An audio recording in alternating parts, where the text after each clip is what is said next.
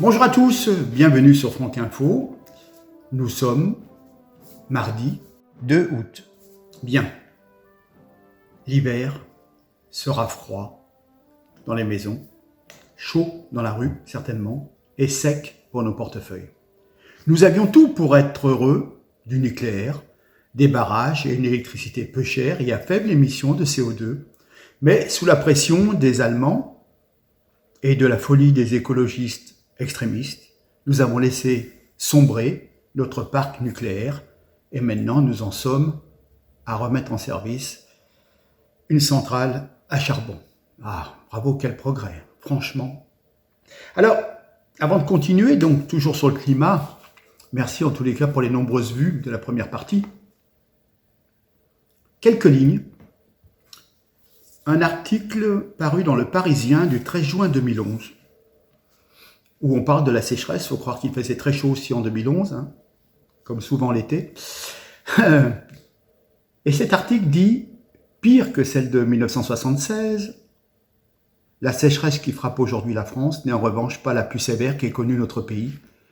Il faut remonter loin, à l'été 1303, sous le règne de Philippe IV le Bel, pour dater la plus forte sécheresse du millénaire écoulé. Un anticyclone s'installa dans le ciel du début du printemps à la fin de l'automne, laissant la place à un hiver extrêmement doux, et il se raconte même qu'au plus chaud de l'été, écoutez bien, le Rhin, la Loire, la Seine et l'Oise pouvaient se traverser à pied sec. L'année la plus sèche du XXe siècle fut 1921, avec seulement 2 mm de pluie entre 22 mai et 11 juillet, et dans tout l'hémisphère nord. Cela provoqua même en 1922 une famine en Union soviétique. Et plus près de nous, rappelons-nous les étés 1949, 53, 1957, 1964, puis 76, 2003, avec l'hécatombe chez les personnes âgées. Voilà. C'est ça pour vous dire que rien de nouveau sous le soleil. D'accord ? Bien. Alors maintenant, on va être un tout petit peu plus scientifique, et après, vous allez voir que je vais vous prendre une année il y a 100 ans, 99 ans exactement, et vous allez voir que tout ce que je vais vous dire, les chaînes d'information en feraient des tonnes, alors qu'il y a 100 ans, on avait des ouragans, on avait des sécheresses, on avait du 44 degrés déjà en France. Voilà. Et ça, sans pollution, sans effet de serre, sans réchauffement. Mais bon, franchement, vous allez aller sur votre ordinateur et taper température moyenne de la Terre. Votre moteur de recherche va vous envoyer vers un site. On va être à peu près entre 15 degrés, 14,6 à 15 degrés. C'est la température moyenne en prenant les températures les plus hautes, les températures les plus basses. Voilà. Mais il y a 65 millions d'années, juste avant la disparition des dinosaures, il faisait en moyenne 25 degrés à la surface de la Terre, soit 10 degrés de plus qu'aujourd'hui. Et les calottes glaciaires des pôles Nord et Sud avaient disparu. Simplement pour confirmer ce que je vous ai déjà dit, il y a des périodes comme ça. Et ce n'est pas l'activité humaine qui fait ce dérèglement. Voilà. Alors, bien sûr, on vous cherche, dès qu'il y a des températures élevées, c'est le réchauffement climatique. Mais une chose, peut-être, est positive, c'est que maintenant on parle de dérèglement climatique. C'est-à-dire, c'est pas tout à fait la même chose. Disons, cette formule est peut-être plus raisonnable. Ça, c'est le réchauffement, c'était le GIEC au départ, en 1990, un réchauffement, c'était uniquement dû à l'activité humaine. Non. Dérèglement climatique, c'est l'évolution naturelle de notre planète. Avec évidemment l'activité humaine qui en est la cause en partie. Mais il y a des évolutions, il y a des cycles, ça se réchauffe, ça se refroidit, etc. etc. Alors évidemment, l'activité humaine rajoute un petit peu certains symptômes en plus. Voilà. Je rappelle qu'en 2019, Patrick Moore, cofondateur, ancien président de Greenpeace Canada, avait dénoncé Il avait énoncé le canular mondial du réchauffement climatique. Il avait décrit dans une interview au magazine Breitbart News les machinations cyniques et corrompues des gouvernements en manque de projets politiques qui alimentent l'escroquerie intellectuelle et fiscaliste du réchauffement climatique d'origine humaine. Voilà. Un petit peu avant le GIEC, le 29 juin 1989, le Bureau de l'environnement des Nations Unies annonçait que 10 ans plus tard, soit en 1999, plusieurs pays risquaient de disparaître à cause d'une élévation des océans et des mers de 1 mètre. Ce fut relayé à l'époque sur Antenne 2 dans un journal présenté par Henri Sagnier à une heure de grande écoute. Voilà. Les 1 mètre, ils sont où les 1 mètre? On sait aujourd'hui que depuis 1880, le niveau moyen des océans a monté d'environ 25 cm, soit 1,7 mm par an, en supposant que les mesures de 1880 soient fiables. Voilà. Donc les 1 mètre, que du catastrophisme. Voilà. Mais c'était une machine infernale qui se mettait en place. Alors on ne parle plus de la couche d'ozone, on ne parle plus des pluies acides, mais bon, on parle de la chaleur, hein, de l'augmentation de température. Alors il faut rappeler qu'en 1990, ce fameux GIEC, hein, composé de scientifiques, mais de lobbyistes, de politiques, de beaucoup de monde, prévoyait une augmentation de température de 0,35 degrés, c'est-à-dire 1/3 de degré, d'accord, par décennie. Et puis en fin de compte, en 2017, on s'est aperçu que la réalité mesurée était de 0,095 degrés, c'est-à-dire 1/10 de degré, soit 3 fois moins, largement 3 fois moins par décennie. Alors bien sûr, on attribue au CO2 la responsabilité principale de cette élévation de température, donc à l'activité humaine.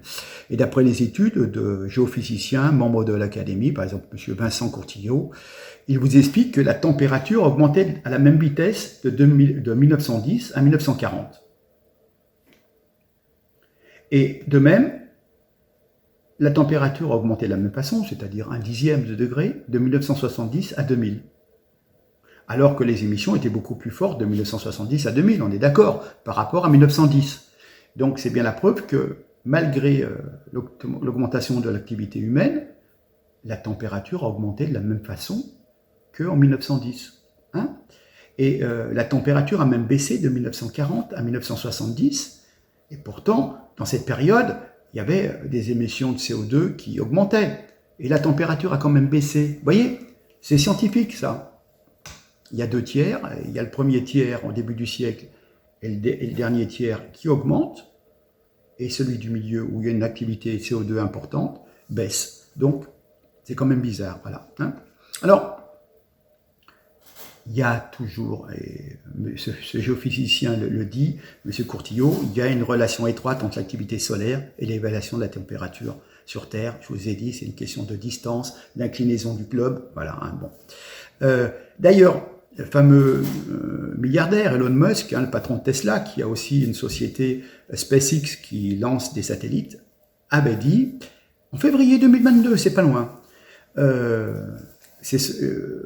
40 satellites n'avaient pas pu être déployés après leur lancement, et il avait précisé, ces tempêtes magnétiques réchauffent l'atmosphère et augmentent la densité atmosphérique à nos basses altitudes de déploiement. Donc si ça l'empêche d'ouvrir ces satellites, ça doit bien jouer sur le climat. Nous sommes d'accord, c'est tout. Après, c'est une constatation. Hein, il est quand même bon de savoir qu'en janvier 2017, on nous annonce qu'il y a 125 000 ans, le niveau des océans était 6 à 9 mètres plus élevé que le niveau actuel, mais les températures de surface des océans étaient similaires à celles relevées aujourd'hui. Vous voyez, 125 000 ans.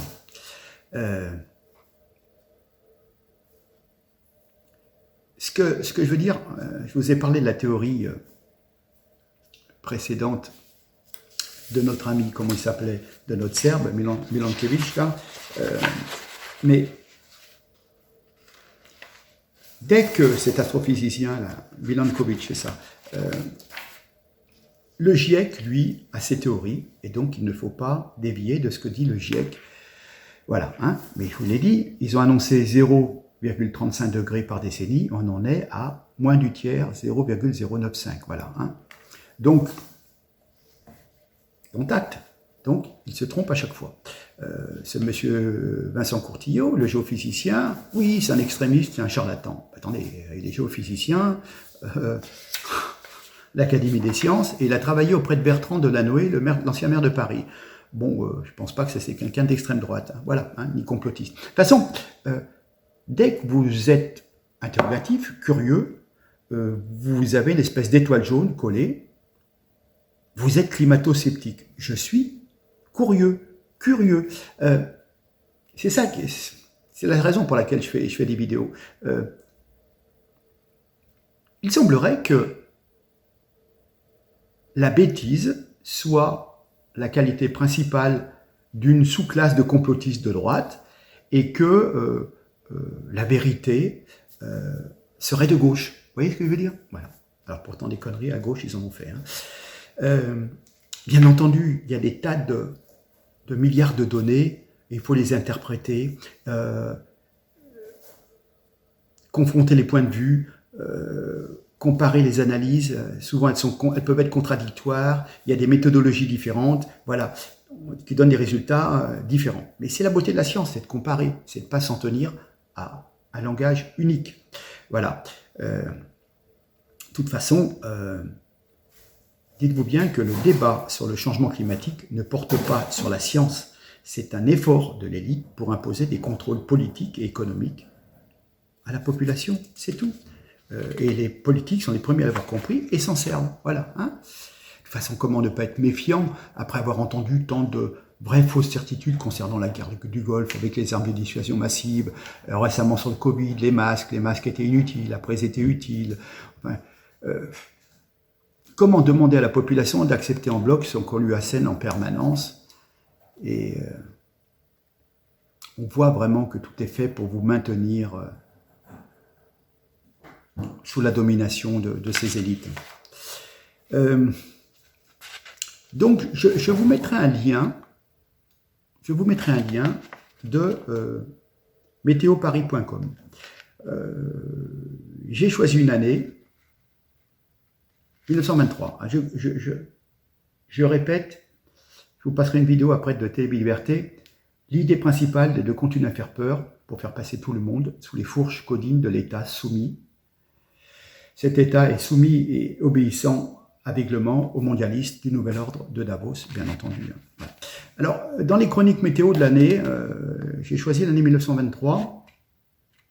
Alors, vous apercevez, si vous prenez la peine, vous avez un curseur, vous choisissez l'année. Et c'est en 1923 qu'on a eu des résultats assez énormes en termes de température. Hein. Bon. Alors, si on prend quelques repères historiques, vous verrez sur ce titre de l'année 1923, 27 janvier 1923, premier congrès du Parti national socialiste. Le 28 mars, mort de l'actrice Sarah Bernhardt. Il y a une grosse faillite de l'économie allemande. Vous savez, les gens étaient obligés de venir avec des valises de billets pour aller chercher du pain et des légumes. Le 1er septembre 1923, Tokyo est anéanti par un séisme. Et le 5 novembre, le putsch manqué d'Adolf Hitler à Munich. Mais il reviendra. Bref, voilà. Alors, dans cette année 1923, inondations, violentes tempêtes, etc., etc. Alors, début mars, des inondations, vous le verrez, hein. De grosses inondations. Le 1er mars, un ouragan, des rafales à 200 km/h, d'énormes dégâts, Angoulême, Bordeaux, Limoges et tout. Bon. Mars, de grosses crues, on va y venir, vous allez voir, vous allez comprendre, incroyable l'écart. Les fleuves de France subissent des crues qui causent d'importants dégâts, qui mettent en danger la vie des riverains. Donc on a une page du petit journal illustré que je vous mets. Et voilà, avec le sauvetage des populations, bon, bref. Et puis, ça commence. Alors là, vous allez voir, c'est très surprenant. Le 26 mars 1923, chaleur très précoce, on monte à 23, 24 et 25 à Saint-Quentin. Ce n'est que le mois de mars. Hein. Le 5 mai, véritable canicule, 30 degrés partout, 33 à Strasbourg, 37 à Biarritz. Bon.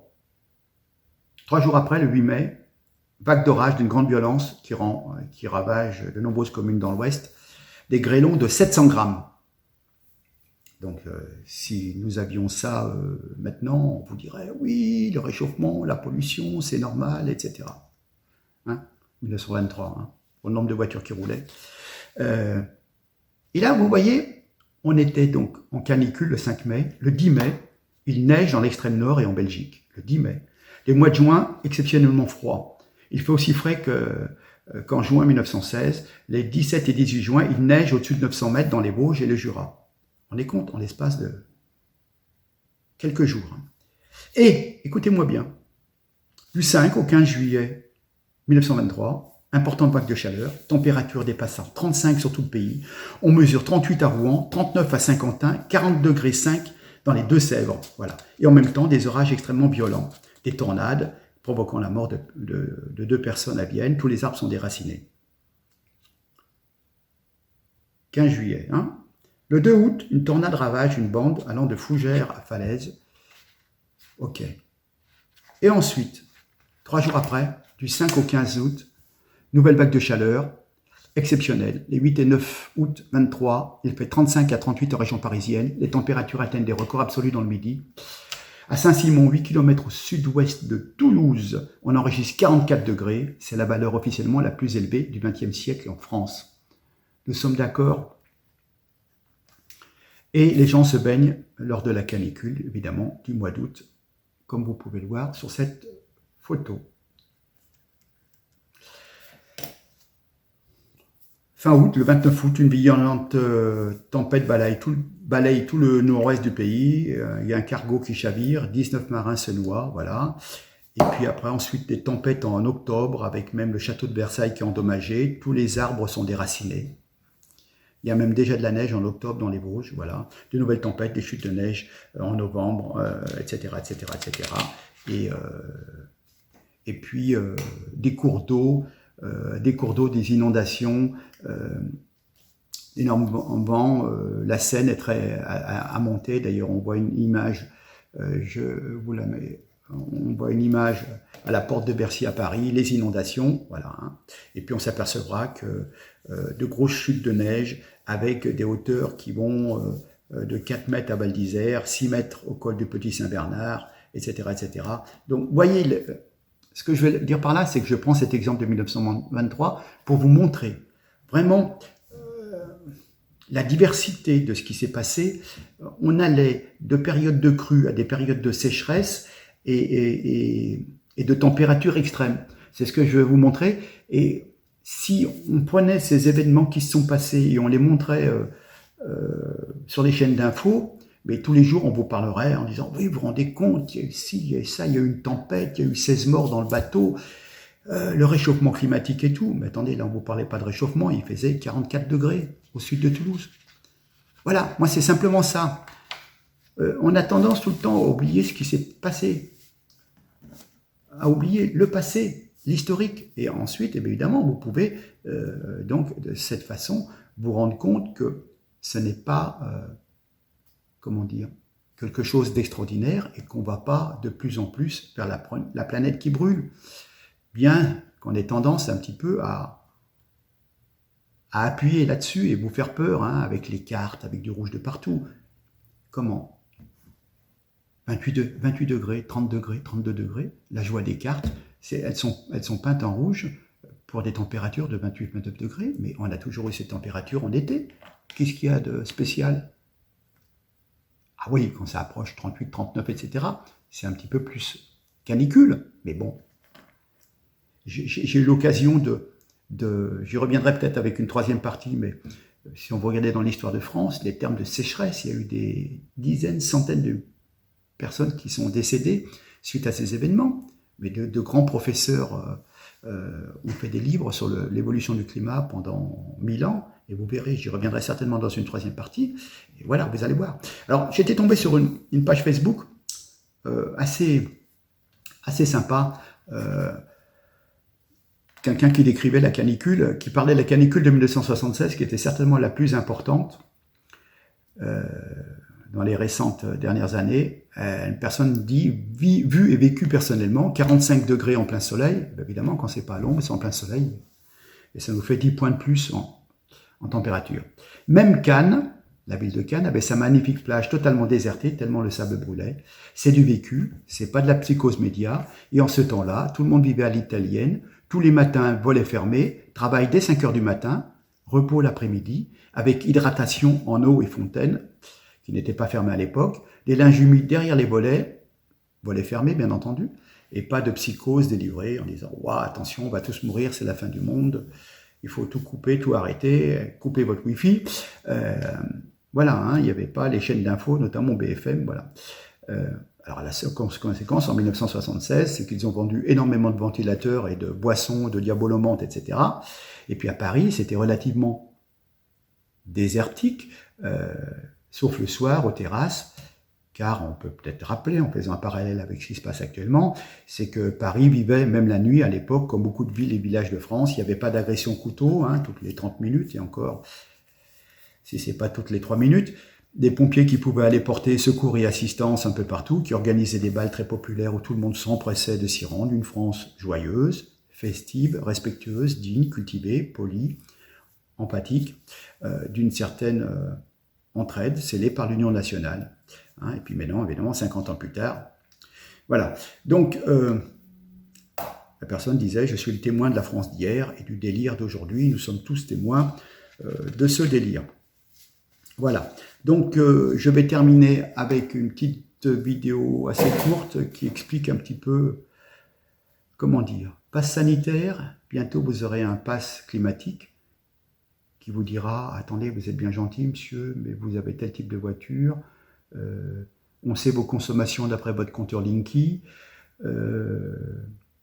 On vous suit à la trace, vous êtes géolocalisé. Comment ça se fait que tous les week-ends, vous partez à 200 km de votre lieu de résidence? C'est pas bien, vous vous rendez compte, vous polluez la planète avec votre véhicule, etc. etc., etc. Voilà. Donc, je termine avec cette petite vidéo. Et puis je ferai une troisième partie avec le témoignage de 2 grands savants, ce qui fait que moi, ce que je raconte, simplement, je suis curieux, je vais chercher l'information, et quand je vois ce que certains disent, je pense qu'on peut relativiser, et que, je vous l'ai déjà dit la dernière fois, la France, c'est 0,09% de la pollution mondiale, c'est même pas 1%, donc on a beau faire les efforts qu'on voudra, par rapport à toute la pollution de Chine et des Indes, des gens qui font tourner des tas de centrales à charbon, même en Allemagne, ils font tourner des centrales à charbon. On n'y peut rien, ma pauvre dame, hein. C'est pas couper votre Wi-Fi tous les jours si vous voulez, mais et puis de toute façon, je me permettrai quand même de faire remarquer que ça fait des années, on avait déjà signalé le cas il y a 2 ou 3 ans, que les voitures des ministres tournent à vide pendant des heures, pour que la clim soit en route, et les chauffeurs, donc, faut tourner en stationnement. Les véhicules, on en a encore reparlé cette semaine. Donc, l'exemple doit venir de haut, et c'est pas Macron et Darmanin qui prennent chacun un avion pour aller dans la même direction, qui vont nous donner des leçons. Sur ce, je vous laisse regarder la petite vidéo, et puis je vous dis à très très bientôt. Je vous remercie en tous les cas, et partagez, puis j'espère que ça vous aura apporté des éléments d'information. Surtout, le but, c'est d'apporter de la réflexion et de dire oui, c'est vrai, c'est pas faux. Je me souvenais plus en 76, ah ben c'est vrai en 1923, etc. Donc c'est bon, cessons de nous affoler, regardons lucidement, d'accord. Il faut faire un constat, mais c'est pas la peine de foutre la trouille à tout le monde. Bientôt, non mais c'est bon, ouais, on arrête là. On arrête là. Dominé par la peur, gouverné par la peur. Bon allez, je vous laisse regarder la petite vidéo et puis à très bientôt. Merci encore. Au revoir.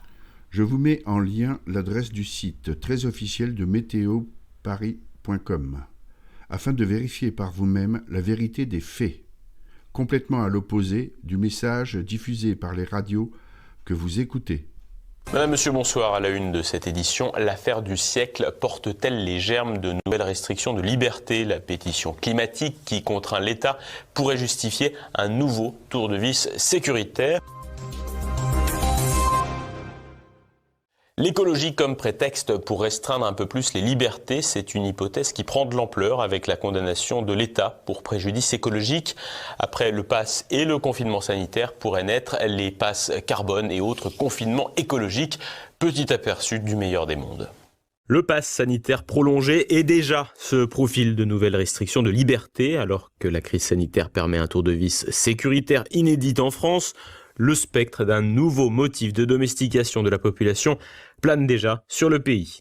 À la manière du gouvernement qui lance ici et là des ballons d'essai dans le débat public, laissant courir des rumeurs qui deviennent au gré des besoins et des réactions de l'opinion de véritables décisions, est en train de germer une nouvelle menace pour les libertés, le prétexte écologique. Ainsi, sur les ondes d'une radio nationale, pouvait-on entendre jeudi un médecin suggérer de confiner la population lors des pics de pollution. Une proposition surréaliste en apparence, mais qui peut basculer dans le champ du réel dans les années à venir. Autre idée étonnante, celle d'en finir avec la maison individuelle, qui serait un non-sens écologique, économique et social. L'idée d'un passeport carbone, évidemment numérique, et évaluant votre consommation en énergie et la pollution qu'on vous impute, n'est pas à exclure, avec les limitations de déplacement et tout un panel vexatoire tant au niveau des libertés qu'au portefeuille. Avant d'en arriver là, il s'agit de faire dans le catastrophisme, de faire monter la culpabilité dans les esprits et de préparer aux restrictions à venir. Inondations et canicules étant des occasions de rappeler la responsabilité réelle ou supposée de l'homme, avec toujours un prisme idéologique. Je vous mets en lien l'adresse du site très officiel de météoparis.com afin de vérifier par vous-même la vérité des faits, complètement à l'opposé du message diffusé par les radios que vous écoutez.